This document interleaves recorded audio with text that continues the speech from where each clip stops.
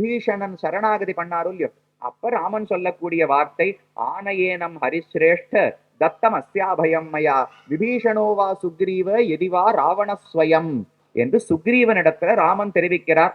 விபீஷணனை அங்கீகாரம் பண்ணலாமா கூடாதான்னு ஒரு சின்ன விவாதம் நடந்தது. ஒரு 10 நிமிஷம். சுக்ரீவன், அங்கதன், ஜாம்பவான், மைந்தன், விவிதன், நலன் எல்லாரும் சொன்னா அவனை ஏற்றுக்கொள்ள கூடாது, ராட்சசர் பட்சத்திலிருந்து வந்தவனை நம்ப கூடாதுன்னு சொன்னார்கள்.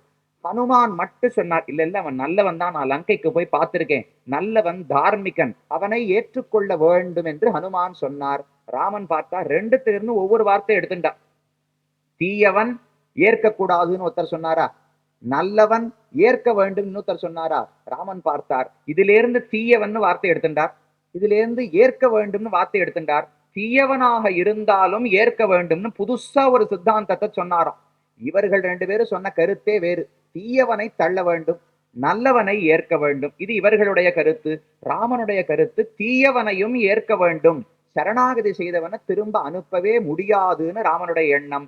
சரின்னு சுக்ரீவன் ஏற்றுக்கொண்டார். நான் போய் விபீஷணனை அழைச்சிட்டு வரேன்னு சுக்ரீவன் புறப்பட்டார். அப்ப ராமன் நிறுத்தினாராம், சுக்ரீவா நாம ஒரு 10 நிமிஷமா இங்க பேசிட்டு இருக்கோம், விபீஷணனை ஏற்கலாமா கூடாதான்னு முடிவெடுத்து ஏற்கலாம்னு முடிவெடுத்து, இப்ப நீ இங்கிருந்து கடற்கரைக்கு போன உடனே ஒருவேளை இந்த 10 நிமிஷங்களுக்குள்ளே ராவணனுக்கே மனசு மாறி அவனும் சரணாகதி பண்றதுக்காக வந்தேன்னு நின்று கொண்டிருந்தால் திரும்ப எங்கிட்ட ஓடி வராதே, விவாதம் எல்லாம் பண்ண முடியாது. விபீஷணனாக இருந்தாலும் சரி, ராவணனாகவே இருந்தாலும் சரி, நான் எல்லாரையும் ஏற்றுக்கொள்வேன், அனைவரும் எனக்கு சமம்தான் என்று ராமன் தெரிவிக்கிறார். அப்ப சமம் என்று சொல்வது பற்ற விடும்போது, காலில் விழும்போது அவருடைய பின்புலம் என்னன்னு பகவான் ஆராய்வது கிடையாது, அனைவரையும் ஏற்றுக்கொள்ளுகிறார். ஆனா பக்தனையும் பகைவனையும் ஒரு நாளும் சமமாக நடத்த மாட்டார். அந்த சமத்துவத்தை பற்றி பேசினார். அதுக்கு மேல சொல்றார், ஜன்ம கர்மச்ச விஸ்வாத்மன் அஜஸ்ய அகர்த்துர் ஆத்மனஹா திரியங் ரிஷிஷு யாதஸ்ஸு தது அத்தியந்த விடம்பனம். குந்தி சொல்றா, கண்ணா நீ வேணும் என்றுதானே எங்களை ஏமாத்துகிறாய், நீ பரமாத்மாவாகவே காட்சி கொடுத்தால் எங்களுக்கு எளிமையாக புரிந்துவிடும் நீ எவ்வளவு பெரியவன் என்று. ஆனா பகவான் என்ன பண்றார், வேணும்னு உலகத்துல என்னென்னமோ வேஷம் போட்டுக்கிறார். திடீர்னு ஒரு மீன் வடிவத்துல வந்தா யாருக்கான பரமாத்மான்னு தோணுமா? ஒரு பன்றி வடிவம், அந்த பன்றி கூட உயர்ந்த பன்றி கிடையாது.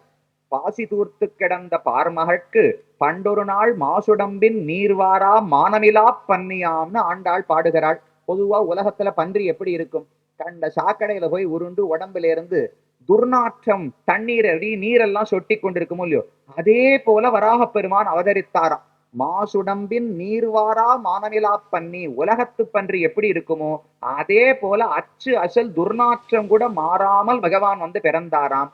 இப்படி பிறக்கவே தானே நமக்கு சந்தேகம் ஏற்படுது. விடம்பனம் அப்படின்னா கலக்கம், மயக்கம் கொடுக்கிறதுன்னு அர்த்தம்.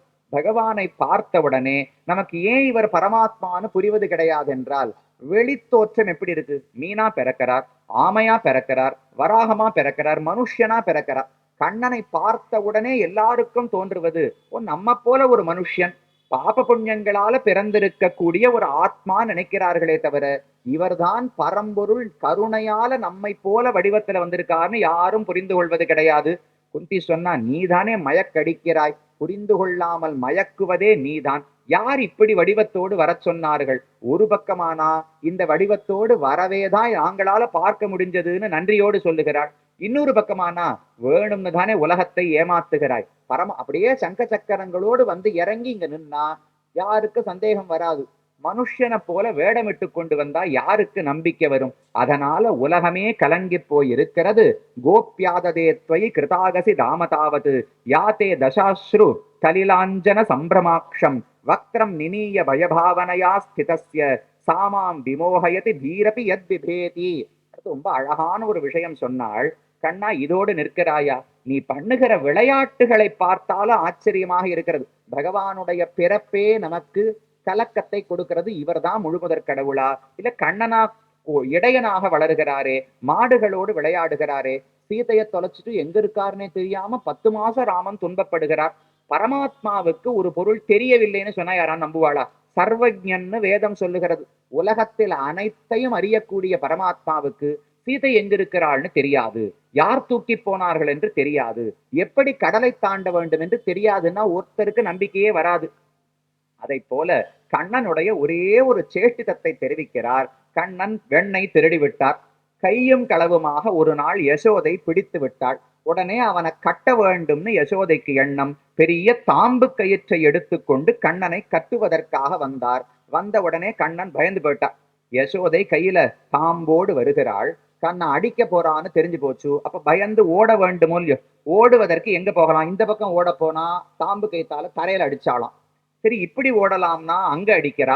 என்ன பண்றதுன்னு பகவானுக்கு தெரியவில்லை. திடீர்னு பார்த்து கண்ணிலிருந்து கண்ணீரா வருது. ஐயோ மாட்டின்ட்டோமே, என்ன பண்ண போறாளோன்னு பயம். பயந்து கண்ணீரோட வாயெல்லாம் துடிக்கிறது. பேசணும்னு வரார். என்ன பேசுறது, என்ன சாக்கு சொல்றதுன்னு தெரியவில்லை.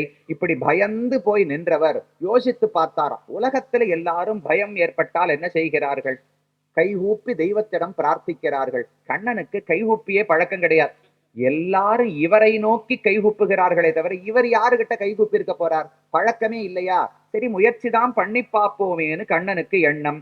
யசோத கிட்டக வந்தா. திடீர்னு கைய கூப்பி தாயை பார்த்து வணங்கினாராம். யசோத ஊருகியே போயிட்டா. ஓ, குழந்தை இப்படி வேண்டும் போது நான் என்ன அடிப்பதா திட்டுவதா என்ன செய்ய முடியும்னு சரி போனா போறதுன்னு யசோதை விட்டு விட்டாளாம். அப்ப பரம்பொருளான பகவான் அவரை பார்த்து உலகமே நடுங்கிக் கொண்டிருக்கிறது. அவர் போய் ஒரு பெண் ஒரு இடைச்சியை பார்த்து பயந்து நடுங்கி கைகூப்பி நிற்கிறார் என்றால் எப்படி உலகத்துக்கு நம்பிக்கை வரும்? அப்ப கண்ணா, நீ வேண்டும் என்றுதான் ஏமாற்றுகிறாய். உன்னை மக்கள் தெரிந்து கொள்ள நீ அனுமதிப்பதே கிடையாது. ஆனால் அன்பு இருப்பவர்களுக்கு காட்டி விடுகிறார். யாருக்கு உண்மையா பக்தி இருக்கோ அவர்களுக்கு தான் யார் என்று வெளிப்படையாக காட்டுகிறார். மற்றவர்களை எல்லாம் இப்படியே ஒரு மயக்கத்தில் கண்ணன் வைத்திருக்கிறார். இதெல்லாம் வரிசையா சொல்லிக் கொண்டு வந்தவள் கேச்சிதாகுர் அஜம்ஜாதம் புண்ணிய ஸ்லோகஸ்ய கீர்த்தையே. இந்த கிருஷ்ணாவதாரத்துக்கு காரணம் என்ன என்று ஒரு 4-5 காரணங்களை தெரிவிக்கிறார். முதல் காரணம், எதுகுலத்துக்கு ரொம்ப தாழ்ச்சி ஏற்பட்டு விட்டது. யாதவர்களுக்கு பட்டம் கிடையாது, ராஜ்யம் கிடையாது என்று ஒரு சாபம் இருந்தது. முன்னாடி யயாதி என்று ஒரு அரசன், சந்திரவம்சத்துல யயாதி என்று ஒரு அரசன் இருந்தான். அவனுக்கு 5 மகன்கள். அவனுக்கு ரொம்ப உலக இன்பங்களை அனுபவிப்பதில் ஆசை அதிகம். அதனால் அவனுடைய இளமை பருவம் ஒரு 1000-2000 வருஷங்களுக்கு நன்னா அனுபவிச்சாராம். அவனுக்கு வயசாயிடுத்து. திரும்ப இளமையோடு அனுபவிக்க வேண்டும்னு ஆசை. மூத்த பிள்ளை எது அவனிடத்துல போய், என்னுடைய கிழட்டுத்தன்மையை நீ எடுத்துக்கோ, உன்னுடைய இளமையை எனக்கு கொடுத்து விடு, நான் இன்னும் கொஞ்ச நாள் உலகத்தில் இன்பம் அடைய வேண்டும்னு சொன்னார். அவன் மறுத்து விட்டான். உமக்கு வயசாச்சு, நான் எப்ப அனுபவிக்கிறது? என் இளமையை உமகிட்ட கொடுத்தா நான் என்ன பண்றது? கொடுக்க முடியாதுன்னு சொல்லிட்டான். உடனே மகனுக்கு சாபம் கொடுத்தார். உனக்கு ராஜ்யம் கிடையாது, உனக்கு பட்டம் கிடையாதுன்னு சொன்னார். 2வது பிள்ளை கிட்ட போனார். அதே நடந்தது. 3வது பிள்ளை அதேதான். 4வது பிள்ளை அதேதான். கடைசி பிள்ளை 5வது பிள்ளைக்கு புரு என்று பெயர். அவனிடத்துல போய் நீ இளமையை கொடுன்னு கேட்டார். சரி கொடுக்கிறேன், இந்த பிறவியே நீர் தான் கொடுத்தீர், இந்த உடம்பே நீர் கொடுத்தது, இளமையை கொடுக்க மாட்டேனான்னு ஆனந்தமா கொடுத்து விட்டார். இவருக்கு ரொம்ப ஆனந்தம். உனக்குத்தான் ராஜ்யம்னு மாத்தி விட்டுட்டார். மூத்த பிள்ளைக்கு ராஜ்யம் போயிருக்கணும், கிடையாதுன்னு 5வது பிள்ளைக்கு கொடுத்து விட்டார். அந்த எதுவினுடைய வம்சத்தில் வந்தவர்கள் தான் யாதவர்கள். அதனாலதான் யாதவர்கள் பெரிய ராஜாக்களா இல்ல. அந்த கடைசி பிள்ளை புரு இருந்தாரே, அந்த புருவினுடைய வம்சத்துல வந்தவர்கள் தான் சந்தனு, பீஷ்மர், சித்ராங்கதன், விசித்திர வீரியன், திருதராஷ்டிரன், பாண்டு, பாண்டவர்கள் எல்லாருமே. அப்ப உண்மையில் என்ன நடந்திருக்கணும்? ஹஸ்தினாபுரத்தில் அரசர்களாக யாதவர்கள் இருந்திருக்கணும். சிற்றரசர்களாக புருவினுடைய மகன்கள் இருந்திருக்க வேண்டும். அப்படியே மாறிப்படுத்து பாருங்க. உக்ரசேனர் யாதவ வம்சத்திலே பிறந்தவர். அவர் மதுரைக்கு மட்டும் அரசனாக இருக்கிறார். மொத்த பூமிக்கும் அரசனாக ஹஸ்தினாபுரத்தில் தானே ஆண்டு கொண்டு வந்தார்கள். கடைசி மகனுக்கு ராஜ்யம் கிடைத்தது. முதல் மகன் சின்ன ஒரு சிற்றரசனாக இருந்து கொண்டு வந்தார். அந்த யாதவ குலத்தை திரும்ப தூக்கி நிறுத்த வேண்டும்னு கண்ணனுக்கு எண்ணம். அதற்காக பிறந்தான். முதல் காரணம் சொன்னார். 2வது, வசுதேவரும் தேவகியும் 3 முறை மகனாக பிறக்க வேண்டும் என்று வேண்டி இருந்தார்கள். அதற்காக பிறந்தான்னு 2வது காரணம். 3வது, அதுக்கெல்லாம் கிடையாது, மக்களை ரட்சிக்கணும். பரித்ராணாய சாதுனாம் விநாசாய துஷ்கிருதாம்னு கண்ணன் சொல்றாரோ இல்லையோ, தீயவர்களை அழித்து நல்லவர்களை ரட்சிப்பதற்காக பிறந்தான். இது 3வது காரணம். 4வது, பூமிக்கு பாரம் அதிகமாகிவிட்டது. தீய அரசர்கள் நிறைய எண்ணிக்கையிலே கூடி போய்விட்டார்கள். மண்ணின் பாரம் நீக்குதற்கே வடமதுரை பிறந்தான் என்று ஆழ்வாருடைய பாசுரம். தீயவர்களை எல்லாம் அழித்து மண்ணின் பாரத்தை குறைப்பதற்காக பிறந்தார். இது 4வது. கடைசி வார்த்தை கொந்தி சொன்னான், இது எதுவுமே உண்மை கிடையாது.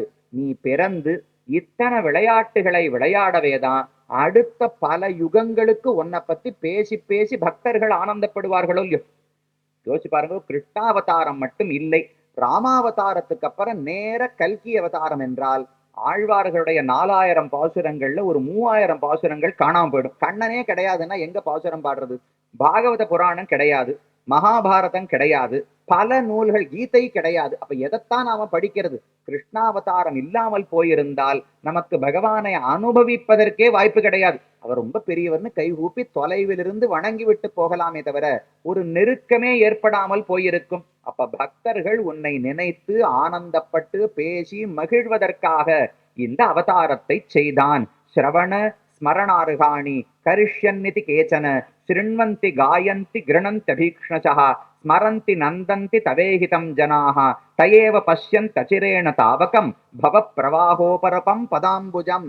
யாரெல்லாம் உன்னுடைய பெருமைகளை கேட்கிறார்களோ, பாடுகிறார்களோ, நினைக்கிறார்களோ, பகிர்ந்து கொள்ளுகிறார்களோ, மற்றவர்கள் அறிந்து கொள்ளும்படி உதவுகிறார்களோ, அவர்கள்தான் உன்னுடைய திருவடியை விரைவில் வந்து அடைகிறார்கள். பகவானுடைய திருவடிக்கு என்ன பெருமை என்றால் பய அபகம். இந்த சம்சாரம் என்கிற பயத்தையே போக்கக்கூடிய வல்லமை அந்த திருவடிக்கு மட்டும்தான் உண்டு. அதை பிடித்து கொண்டால் தான் வைகுந்தம் அடைய முடியும். வேடிக்கையா இருக்கு பாருங்க. பொதுவா தக்ரது நியாயம் என்று உபனிஷத்துல ஒரு நியாயம் தெரிவிப்பார்கள். நாம் என்ன என்ன பொருளை தியானிக்கிறோமோ அதுவாகவே நாம் ஆகிவிடுவோம் என்று ஒரு தியானத்துல ஒரு மார்க்கம் உண்டு. பகவானை பத்தி தியானிக்கிறோமோ இல்லையோ, என்னவென்று நினைக்க வேண்டும்? அவர் பாபங்களுக்கு அப்பாற்பட்டவர், உலகத்துக்கு அப்பாற்பட்டவர், எந்த குற்றங்களும் அற்றவர் என்று பரமாத்மாவை தியானித்துக் கொண்டே இருந்தால் ஒரு நாள் நாமும் முக்தியடைந்து அதே போல ஆயிடுறோமோ இல்லையோ, பாபங்களை கடந்து விடுகிறோம், எந்த குற்றங்களும் நமக்கு இருக்காது, பசி தாகம் தூக்கம் சோகம் கலக்கம் எதுவுமே நமக்கு இருக்காது. பரமாத்மா இப்படி இப்படி இப்படி நினைத்தால் நாமும் அதே போல் ஆகிவிடுவோம்.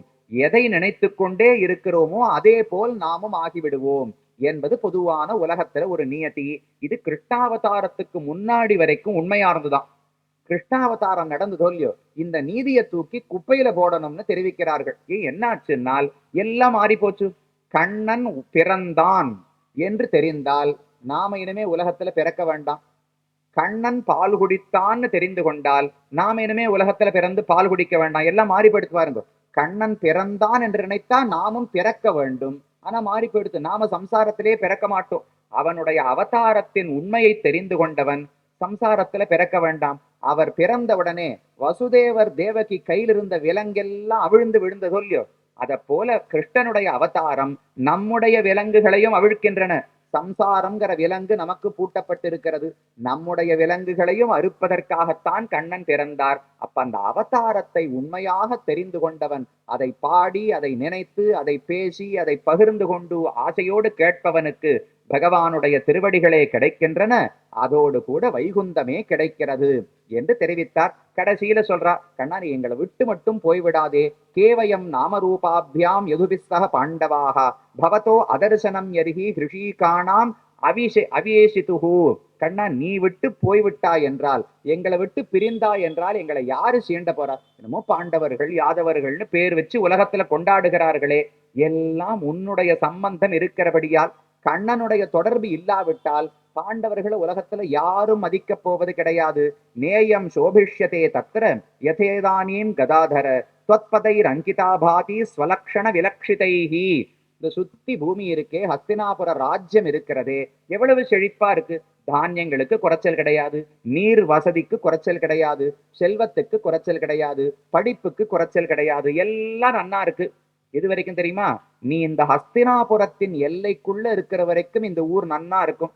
நீ புறப்பட்டு துவாரகைக்கு போனாய் என்றால் ந சோபிஷ்யதே, இந்த ஊருக்கு சோபையே இருக்காது, அழகே இருக்காது, எல்லா பெருமைகளையும் இழந்து விடுவோம். அதனால நீ போகாதேன்னு குந்தி பிரார்த்திக்கிறார். இது நிஜமாவே நடந்தது. திருவெக்கான காஞ்சிபுரத்துக்கு பக்கத்துல திவ்யதேசம். அங்க யதோக்தகாரி, சொன்ன வண்ணம் செய்த பெருமாள் என்று ஒரு பெருமாள் இருக்கார். அந்த ஊர்ல திருமிழிசையாழ்வார் கொஞ்ச நாள் தங்கி இருந்தார். அவருக்கு கணிகண்ணன் அப்படின்னு ஒரு சிஷ்யர். அந்த கணிகண்ணனுக்கும் அந்த ஊர் ராஜாவுக்கும் ஏதோ மனஸ்தாபம் ஏற்பட்டது. நீ இனிமே இந்த ராஜ்யத்தில் இருக்கக்கூடாது, வெளியில போ என்று நாடு கடத்தி விட்டார். கணிகண்ணன் திருமிழிசையாழ்வார் இடத்துல சொன்னார், நான் இனிமே இங்க இருக்க முடியாது, நாட்டை விட்டு வெளியில போய் சொல்ல விட்டார்கள், நான் புறப்படுகிறேன்னு அவர் புறப்பட்டார். திருமிழிசையாழ்வார் பார்த்தார், எனக்கு இருக்கிறது ஒரே சிஷ்யன், உன்னையும் அனுப்பிச்சிட்டு நான் என்ன பண்ண போறேன், நானும் கூடவே வருகிறேன்னு ஆழ்வார் புறப்பட்டார். சரின்னு 2 பேரும் புறப்பட்டார். ஆழ்வார் திரும்பி பெருமாளை பார்த்தார். பாம்பு படுக்கையில யதோக்தகாரி பெருமான் சயனித்துக் கொண்டிருந்தார். சிஷ்யனும் போறான், நானும் புறப்பட்டு போறேன், நீ மட்டும் இங்க என்ன பண்ண போற, வா என்னோடு நீயும் கூட வா, உன் பைன்னாகப்பாய் சுருட்டிக்கொள்னு ஆழ்வார் ஆணையிட்டாராம். பெருமானால தட்ட முடியவில்லை. எழுந்தார், பாம்பு படுக்கையை மடிச்சார், தோல்ல போட்டு ஆழ்வாருக்கு பின்னாடியே நடந்து போயிட்டார். இவர்கள் திருவெக்கா எல்லையை தாண்டின உடனே ஊரே சோபை இழந்து என்னமோ அபசகுணங்கள் எல்லாம் ஏற்படத் தொடங்கின. செல்வம் எல்லாம் போச்சு, அழகெல்லாம் போச்சு. ராஜா பயந்தே போய்விட்டான். நேர பின்னாடியே துரத்திண்டு வந்து பெருமாள் காலில் விழுந்து திரும்ப வரணும்னு பிரார்த்தித்தான். எனக்கு தெரியாது, அங்க கேளு. திருமிழிசை ஆழ்வார் வந்தா நான் வரேன், என்னால் அவரை மீறி ஒன்னும் பண்ண முடியாதுன்னு பகவான் கை காட்டினார். சரின்னு திருமிழிசை ஆழ்வார் காலில் விழுந்து நீர் திரும்ப வர வேண்டும்னால் சிஷ்யன் போனதுனாலதான் நான் போனேன். அவன் திரும்ப வந்தா நானும் வரப்போகிறேன், எனக்கு ஒண்ணும் கிடையாது. கௌரியதா சுதவத்சலான்னு தெரிவிப்பார்கள்.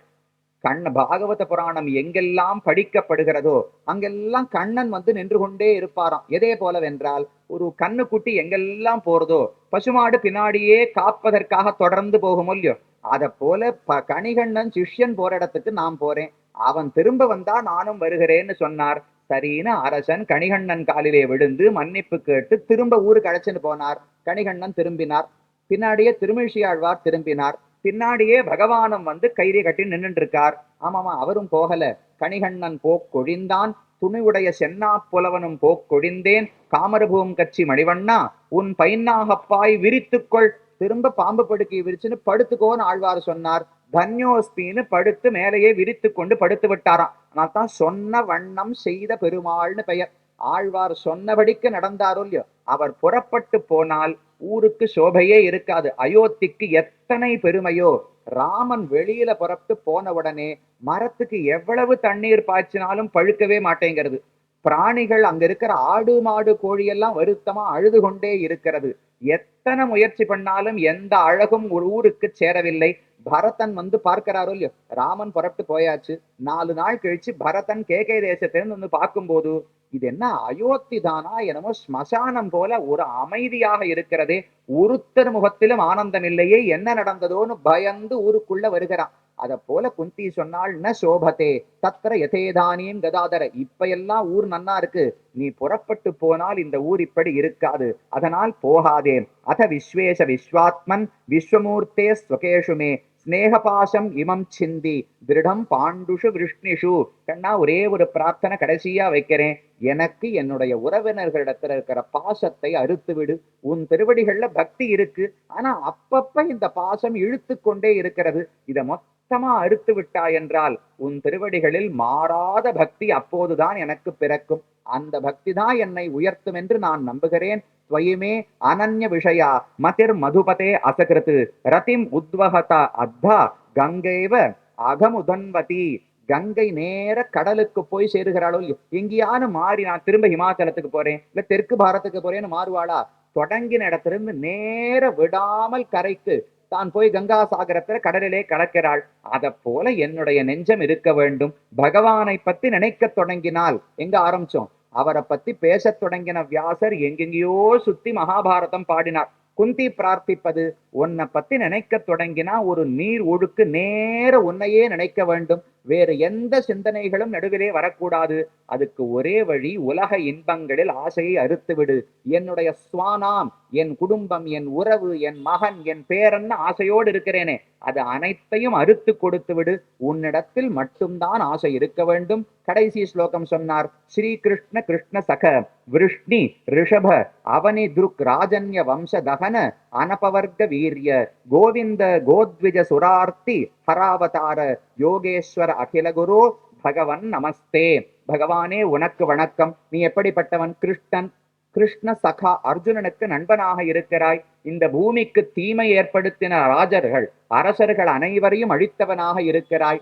அனபவர்க்க வீரிய, உன்னுடைய வீரம் ஒரு நாளும் குறையப் போவது கிடையாது. எல்லையற்ற பெருமை உடையவனாக இருக்கிறாய். கோவிந்த, மாடு கன்றுகளை மேய்த்தாய். கோத்விஜ சுரார்ச்சிஷ, மாடுகளுக்கும் பிராமணர்களுக்கும் மக்களுக்கும் தேவர்களுக்கும் நல்லது செய்பவனாய் இருக்கிறாய். அப்படிப்பட்ட அகில குரு, உலகத்துக்கே ஆச்சாரியனாக குருவாக இருக்கும் கண்ணனே, நமஸ்தே, உன்னை நான் வணங்குகிறேன் என்று அவர் பண்ண உதவிகள் அனைத்தையும் சொல்லி, அவரோடு சேர்ந்திருந்தால் இன்பம், கண்ணனை விட்டு பிரிந்தால் துன்பம், அப்ப துன்பமே இருந்தாலும் கண்ணன் கூட இருப்பார் என்றால் பொறுத்துக் கொள்வேன் என்று இத்தனை பிரார்த்தனைகளையும் செய்ய, கண்ணன் என்ன பண்ணார்? எல்லாத்தையும் கேட்டாரோ இல்லையோ, பதில் என்ன சொன்னார்னால், சின்னதா ஒரு புன்முறுவல் பூத்தாராம். அவ்வளவுதான் வியாசர் சொல்றார். பிருத்தயா இத்தம் கலபதைஹி பரிணூத அகிலோதயா மந்தம் ஜஹாச வைகுண்டஹா மோகயன்னிவ மாயையா. மறுபடியும் கண்ணனுடைய சிரிப்பு என்பதே ஒரு மயக்கக்கூடிய சிரிப்பு தானே. மோகயன்னிவ, குந்தியை மயக்கும்படிக்கு என்ன அர்த்தம்னே தெரியாது. கண்ணனுடைய சிரிப்புக்கு மட்டும் எதற்காக சிரிக்கிறார்? என்னை பார்த்து ஏமாத்தங்குழின்னு நினைச்சிட்டு இருக்காரா, ஞானின்னு நினைச்சிட்டு இருக்காரா, பக்தன் என்று நினைக்கிறாரா, உலகத்துல தள்ளிவிட போறாரா, வைகுந்தத்துக்கு தூக்க போறாரா, என்ன பண்ண போறாருன்னே தெரியாது. எதுக்கெடுத்தாலும் சிரிச்சுருவார் கண்ணன். அந்த சிரிப்போட குந்தியை மயக்கிவிட்டு எல்லாரிடத்திலும் போய் வருகிறேன் என்று சொல்லிவிட்டு தேரிலே ஏறி துவாரகைக்கு சென்றான் என்று சுகாச்சாரியர் தெரிவித்தார். இது குந்தி தேவி கண்ணனை பார்த்து செய்த ஸ்துதி. ஒரு பெண்ணாக வாழ்க்கை முழுக்க எத்தனை கட்டங்கள்! குந்தி ஆனந்தப்பட்டதை விட துன்பப்பட்டதுதான் அதிகம். அப்படிப்பட்ட ஒரு பெண் கண்ணனை என்னவென்று பார்த்தாள்? உலகத்துல ஒரே நிரந்தரமான உறவு கண்ணன். எத்தனை உறவுகள்! குந்திக்கு இல்லாத உறவே கிடையாது. வசுதேவர் பக்கம் இத்தனை உறவு, கௌரவர்கள் பக்கம் இத்தனை உறவு. ஒரு பக்கம் கௌரவர்கள் எல்லாரும் எதிர்த்தார்கள். ஒரு விதுரன், ஒரு பீஷ்மரை தவிர குந்திக்கு துணையா யாருமே கிடையாது. இன்னொரு பக்கம் குந்தியே ஒரு தடவை கண்ணன் இடத்துல கேட்கிறா, நான் இவ்வளவு கட்டப்படுறேன்னு தெரியுமே, வசுதேவர் அண்ணா தானே, அவர் ஒரு முறை என்னை பார்க்கவே இல்லையே, என்ன தங்கையே கட்டப்படுகிறாயா கேட்கவில்லையே. இதுதான் உலகம் போல் இருக்கு, இதுதான் உறவுகள் போல் இருக்கு. கண்ணா, நீதான் உறவென்று புரிந்து, நீதானே வந்தாய். பாண்டவதூத்தனா கண்ணன் வரும்போது தனியா குந்தியின் இடத்துல போய் நிறைய நாழி கண்ணன் பேசிட்டு இருக்கார். மத்த யாருமே வரவில்லை. கண்ணா, நீதான் என் கட்டத்தை கேட்டுக்கொண்டாய், நீதான் நிரந்தரமான உறவு என்று புரிந்து கொண்டேன் என்று குந்தி செய்த ஸ்துதியை இன்றைய தினம் பார்த்தோம்.